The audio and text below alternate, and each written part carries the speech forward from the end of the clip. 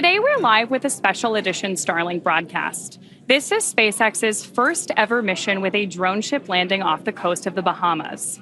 This new landing site allows us to launch into optimal trajectories from Florida, maximizing Falcon 9's performance. Landing off the coast of the Bahamas will help us continue to launch to unique orbits, including for our upcoming From-2 mission, which is set to be the first human spaceflight mission in history to orbit directly over the poles, and the first SpaceX mission to conduct human exploration of the Earth's polar regions from space. The new landing location also provides alternative recovery options during the winter, when weather can pose some challenges. Now, Starlink is the world's first and largest satellite constellation using a low Earth orbit to deliver broadband internet capable of supporting streaming, online gaming, video calls, and more. Starlink delivers high-speed, low-latency internet to more than 121 countries, territories, and other markets, with over 4.8 million customers and counting, bringing access to many underserved and remote areas around the world. Now, today's mission is our 15th Starlink launch of the year, and will deliver 23 satellites to our ever-growing constellation. This launch also marks SpaceX's 449th overall Falcon launch and 21st Falcon launch of 2025. Which is wild. And the good news is that we are on track for another successful launch today. Both the range and vehicle are currently green, and we're tracking an on-time liftoff of 6:21 p.m. Eastern. But if for any reason we are unable to launch today, we do have a backup opportunity available tomorrow at around the same time. Today, we are tracking less than a 5% chance of violation at our target T0 time. So while our countdown continues, let's meet today's Falcon 9 rocket. Now, Falcon 9 is a two-stage rocket known for its safe, reliable, and cost-effective access to space. It's also the first and currently the only orbital-class rocket that's capable of reflight. Now, starting at the very top of the vehicle is the payload fairing, which is a protective shell that encases the payload or satellite that's being sent to space. Those fairings are made of a carbon composite material and have a 17-foot diameter, which creates the space to accommodate your average-sized fire truck. Now, the fairing, made up of two halves, will separate and jettison away from the vehicle, exposing the payload once Falcon 9 reaches the vacuum of space. And both payload fairing halves supporting tonight's mission are flight-proven, with one half flying for its 22nd time and the other flying for its 14th. Continuing down the vehicle, we have the second stage. The second stage is powered by a single Merlin vacuum engine, or MVAC for short, which is optimized to perform in the vacuum of space. After stage separation, the MVAC engine will ignite and carry today's payloads to their final orbit. The second stage is connected to Falcon 9 the Falcon 9 first stage by the black composite inner stage, which houses the MVAC engine and the system that decouples the two stages during stage separation. And below that is the first stage, which is powered by 9 Merlin engines. Those 9 Merlin engines provide the initial thrust to lift Falcon 9 off of the ground through the lower, thicker portion of the atmosphere. And there are 8 engines arranged around one center engine, and all of them are collectively held together in place by a structure that we call the octaweb. Now, each of these Merlin 1D engines delivers about 190,000 pounds of thrust at sea level, which gives Falcon 9 a combined 1.7 million pounds of thrust at liftoff. After stage separation, stage 1, which we'll also call the booster today, will return to Earth for recovery and reuse on a future mission, using a combination of those Merlin sea-level engines and the 4 titanium grid fins located near the top of the booster, which will guide the vehicle during its re-entry and landing. The Falcon 9's first stage is also equipped with 4 landing legs that deploy just before landing and allow for that vertical touchdown on a drone ship or landing pad. And for today's mission, we've got live views from our drone ship, Just Read the Instructions, which is currently stationed off the coast of the Bahamas near a district known as the Exumas, a group of over 365 islands and keys. Now, both the weather and the vehicle continue to look good for today's launch. During re-entry, when the booster slows down from supersonic speeds, people in the immediate area may hear a brief double clap of thunder-like sound, known as a sonic boom. Similar sonic booms like this were heard during the return and landing of NASA's space shuttle, and famously occur following a Falcon Heavy launch when 2 boosters return at the same time to the launch site in Cape Canaveral. Now, sonic booms like these are one of the hallmarks of reusable systems like Falcon. Here's what some of those booster returns have looked and sounded like on previous missions. I know a lot of people will be excited when they hear the sonic boom. And these are going to provide quite a show because you're going to hear those sonic booms.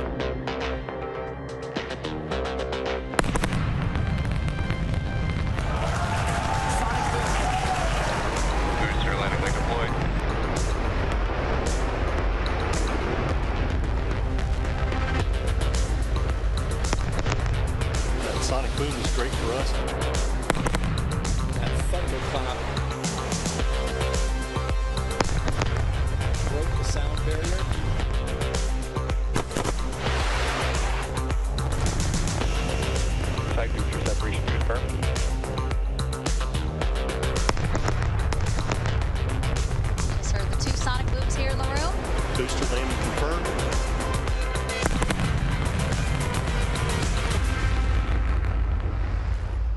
As we mentioned at the top of today's show, today is the first ever planned drone ship landing off the coast of the Bahamas. In fact, it's the first ever international landing of a rocket booster. One of the primary benefits of opening up additional landing options is that it allows us to maximize Falcon 9's performance. Now, SpaceX worked with the Bahamian government to establish the new landing profile for this mission. And they took into account Falcon 9's unprecedented launch cadence, safety, and reliability, and were all crucial elements in helping to establish this new landing zone for Falcon. Now, the Bahamas and SpaceX are also working together to enhance local STEM-related education to help inspire the next generation of students. SpaceX's Vice President of Launch, Kiko Donchev, met with the Deputy Prime Minister of the Bahamas and Minister of Tourism, Investments, and Aviation and delegates during a recent visit to SpaceX in Florida to talk about all of this in depth. Here's a small part of that conversation.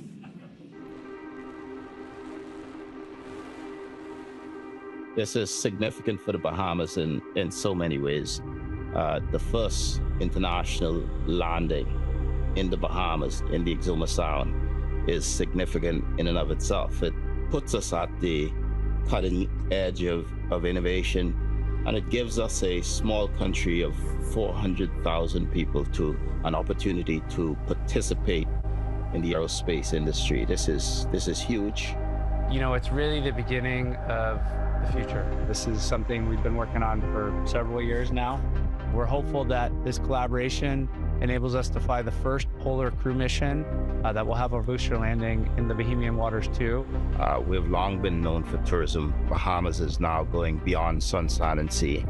We hope that millions of people will observe from the Bahamas this event over the coming years. It's an opportunity for collaboration with academia and the University of Bahamas.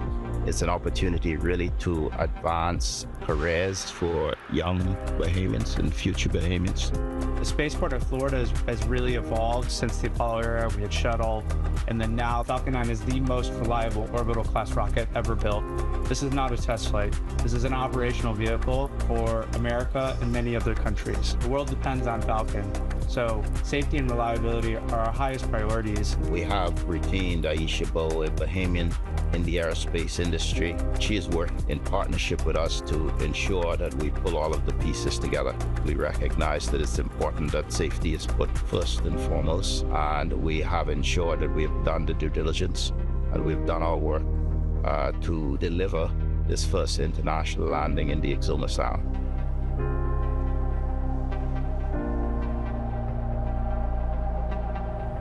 I am just amazed by the international collaboration that went into helping us take this booster from Florida to the Bahamas today.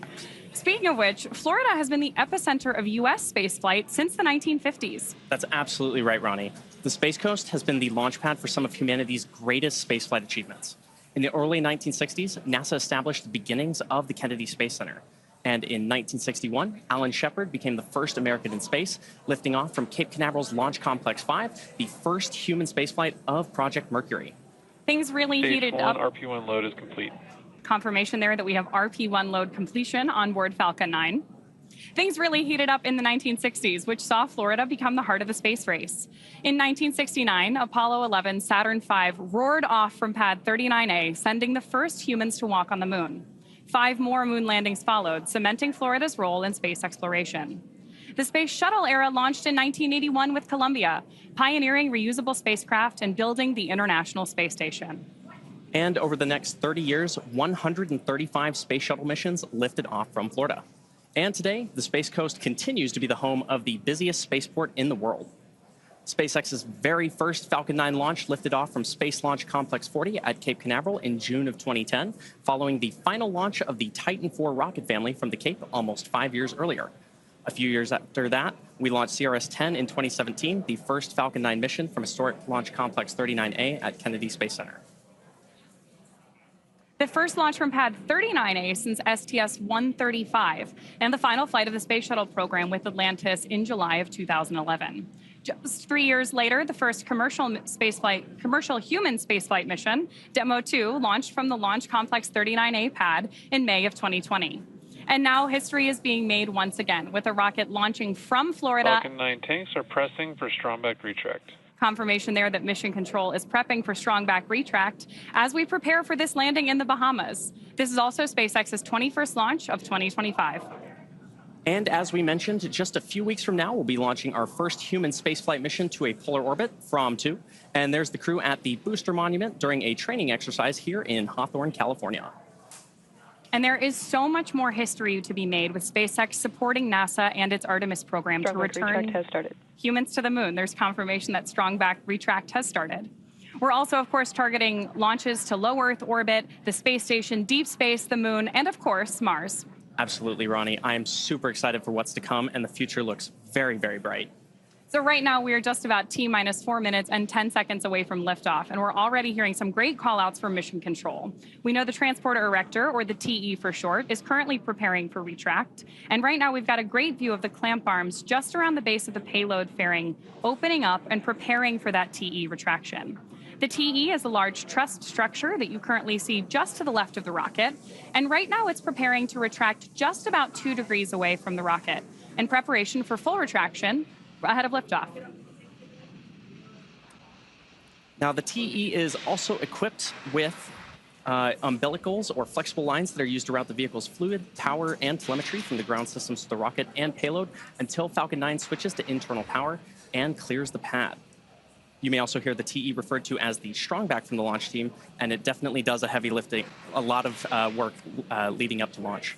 Yeah, no kidding. At this point in the countdown, both the first and second stage are nearly fully loaded with 1 million pounds of rocket-grade kerosene fuel and liquid oxygen. Both the first and second stages should finish propellant loading about a minute apart from each other. And we are tracking that first stage call out here in just a couple seconds.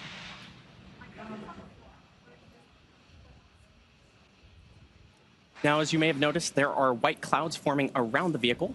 And those clouds are comprised of the chilled gas above the LOX tank that gets vented overboard. Stage 1 LOX load is complete. And there's that call out for stage LOX loading complete on the first stage.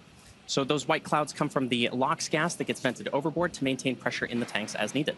And when that vented oxygen mixes with the warmer outside air, it condenses into the clouds that you see there on your screen.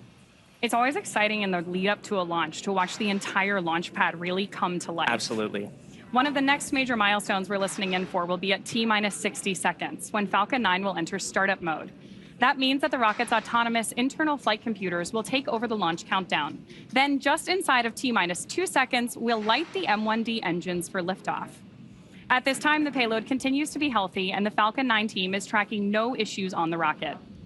Weather is also Stage looking... 2 LOX load is complete. And good call out there for stage 2 LOX loading completion. The weather is still looking green, and the range is ready to support our T0 of 6:21 p.m. Eastern Time. And with that, we're proceeding into the last few minutes of terminal count. So let's listen in.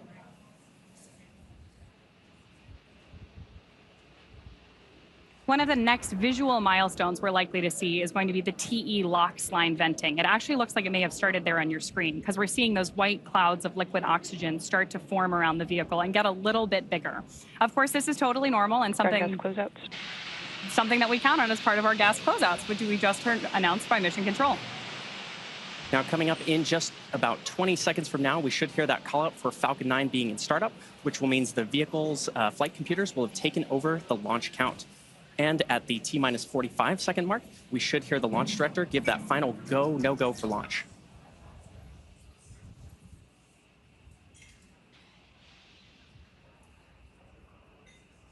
Falcon 9 is in startup. It's a good call out there that we're on startup mode for Falcon 9.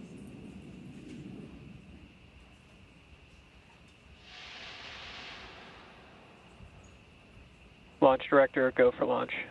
And our confirmation from our launch director. So with that, all systems are go for the launch of Falcon 9. Let's sit back and listen in to the final countdown.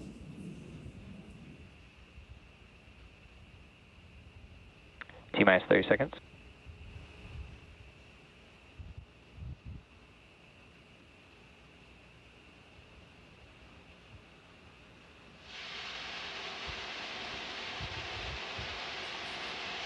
-15 seconds.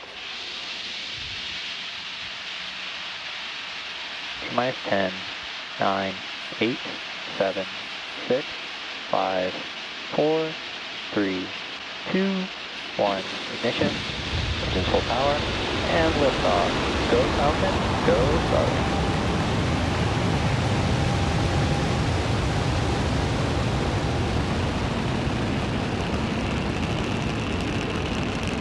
Vehicle touching downrange. Stage 1 propulsion is nominal.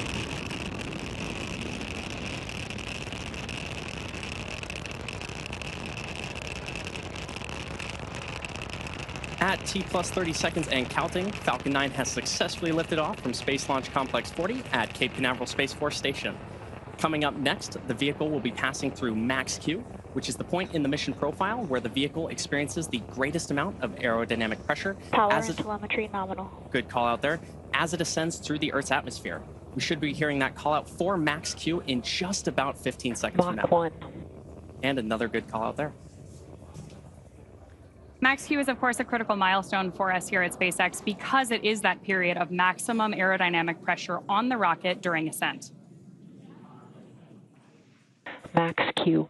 And confirmation that we've made it through. So coming up next, we'll have 3 events happening in quick succession, starting with MECO, followed by Stage SEP, and then Second Engine Start 1, or SES-1 for short. Now, main engine cutoff, or MECO, is where all 9 Merlin 1D engines shut down in preparation for stage separation, which is where the first stage separates from the second stage. Following that, the MVAC engine on the second... MVAC chill has started. Good call out there. Following that, the MVAC engine on the second stage will light, which is called out over the nets as Second Engine Start 1, or SES-1. That first engine burn of MVAC will last several minutes and propel the second stage and the payload to orbit. In addition to these 3 major events, the fairing halves will also separate less than a minute after SES-1. So keep an eye out for all of those on your screen here. We should continue to have great views of our launch today. And of course, we are always listening into Mission Control for the latest and Nominal greatest. trajectory. And confirmation there that we're on a nominal trajectory. now we should be hearing that call out for main engine cutoff in just about 15 seconds from now.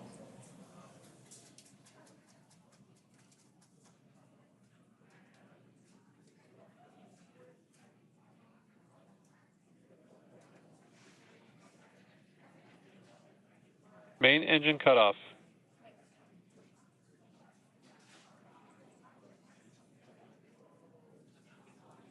Stage separation confirmed. MVAC ignition. And there you heard those 3 callouts back-to-back, which again were MECO, stage separation, and SES-1. Now coming up shortly, we should hear a callout for fairing separation. And as mentioned earlier, both payload fairing halves supporting tonight's mission are flight proven, with one half flying for its 22nd time and the other flying for its 14th. Should hear that callout any moment now.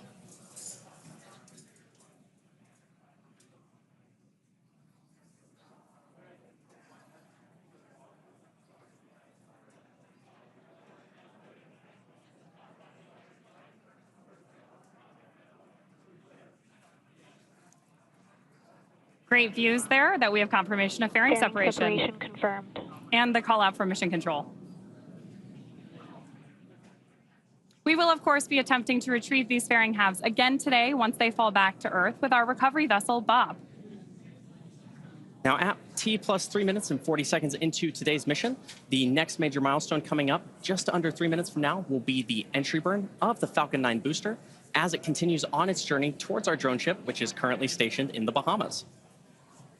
To start the entry burn on board Stage 1, we will relight 3 of the M1D engines at the bottom of the first stage, which is similar to pumping the brakes on your car.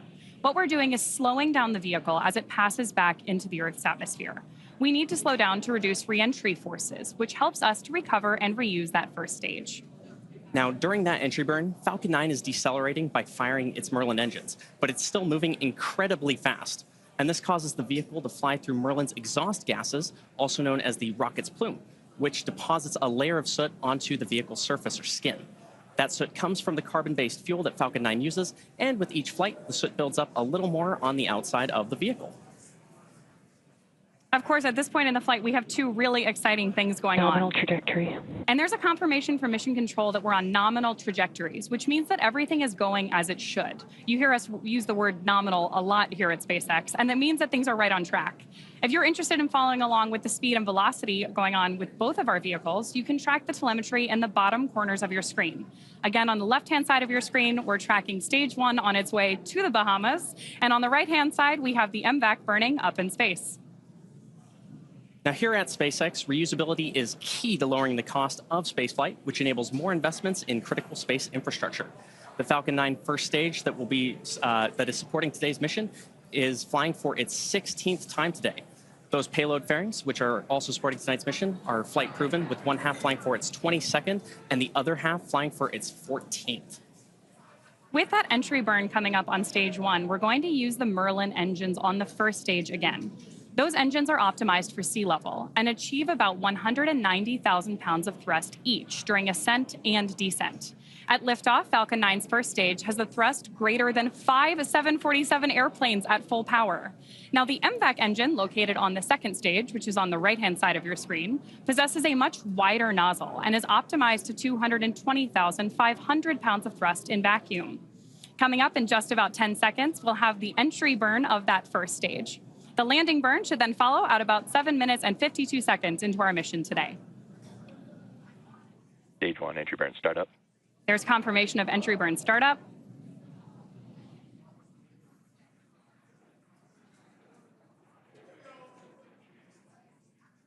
Expecting out 10 more seconds on this burn.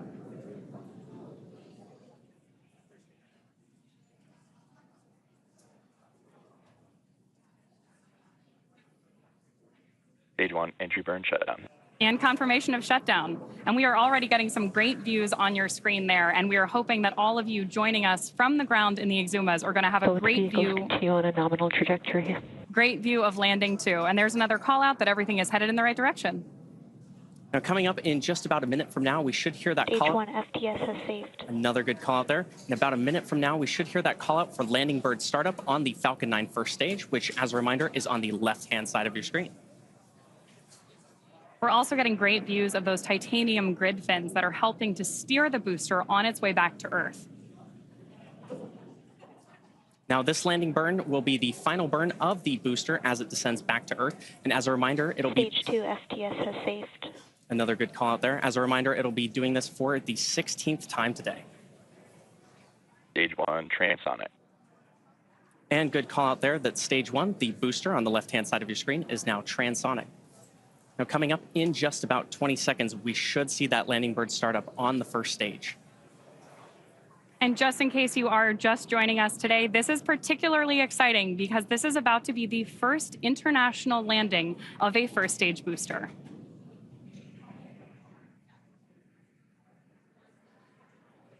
Stage 1, landing burn. And great call out there for landing burn startup. Stage 2 is in terminal guidance. Of the Falcon 9 first stage. We're now waiting for Falcon 9 to land on Just Read the Instructions, currently off the coast of the Bahamas. Stage 1, landing leg deploy.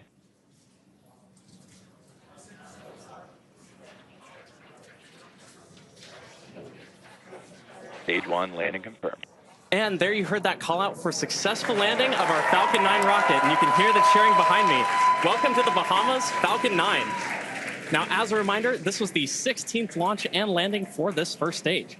And meanwhile, that second stage is on track to complete the rest of its mission today to deliver 23 Starlink satellites to low Earth orbit. That will bring to a close our coverage of SpaceX's 21st launch of the year and 234th Starlink mission to date. Today's launch will further increase Starlink's capacity to deliver high-speed, low-latency connectivity across the globe. Streaming, video calls, online gaming, remote working, and more are now possible in even the most remote locations, thanks to the world's most advanced internet system. And we're excited to continue working with the Bahamian government on this mutually beneficial partnership, and we look forward to many more drone ship landings off the coast of the Bahamas for Falcon. To learn more about Starlink, visit starlink.com. And if you're interested in even more launch coverage, be sure to check out spacex.com/launches and follow us at SpaceX on X for the most up-to-date information. We want to thank the Bahamian government for their partnership. We also want to thank the Eastern Range and the Federal Aviation Administration for their support. And of course, thank you to our viewers for tuning in. We'll see you again real soon.